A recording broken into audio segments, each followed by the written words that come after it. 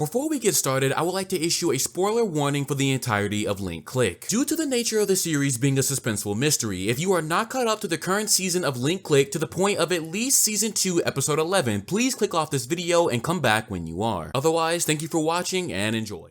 We all have those animes that manage to get past our radar. It's so much to watch every season, and unless you don't touch grass, you can't catch them all. Sometimes it's even more convenient to reference creators' watchlist videos to help narrow down the choices or even just to simply tune in to the highlight animes of the season. Back in spring 2021, there was an anime called Link Click that I slept on. It only managed to get back on my radar due to Gigguk making a video titled Link Click is better than your favorite anime. An obvious captivating hook given the strong allegation, but it's mainly there to sell you on the point of watching the series and give it exposure. Of course, knowing myself, I still didn't watch the video immediately. Even I can admit that I was in my unwilling to try new things phase, and with me not seeing any promo about the series at the time, I initially took it as something I could pass on. Now, Scissor 7 ended up being the one Chinese anime that I ended up giving a shot randomly on Netflix. It ended up being absolutely amazing, and that's when it really hit me. Link Click being another Chinese anime with high ratings and even a video investment from Gigguk could not be a coincidence. I knew that I needed to go back and sit down and give it a fair shot it earned from the get-go, and thank God I did. On top of finally understanding the meme about the fluid hand animation from the OP,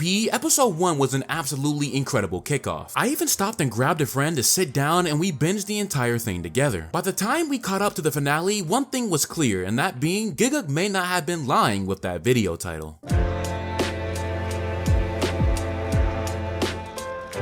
Now, because I didn't get the opportunity to make a video about Season 1, there's no better time than to talk about it right now. Plots involving time travel or the manipulation of the past and future can easily go wrong depending on how much focus there is on the time travel elements. Too much focus on the ability itself could have gotten real old real quick, but Link Click had a bigger card at play, and that being the emotional investment for every case. Lu Guang and Chung Chao, God I hope I'm pronouncing that right, please don't kill me in the comments, were a classic duo of operator and soldier. Together, with their ability to connect to the past via high five, Lu Guang would direct the situation while Chung Chao would be the boots on the ground. They would enter the past in the bodies of those who they were able to see via pictures and meet the request of finding out pieces of information that were rooted in regret. Each episode, you were presented with a different emotional story dealing with people's regrets, and the one thing that the show made you do was care. For the brief time that we were with for a majority of these characters, it felt like we were able to be alongside them their entire lives. All of them having their regrets about what they didn't do in the past, what they should have said or done in situations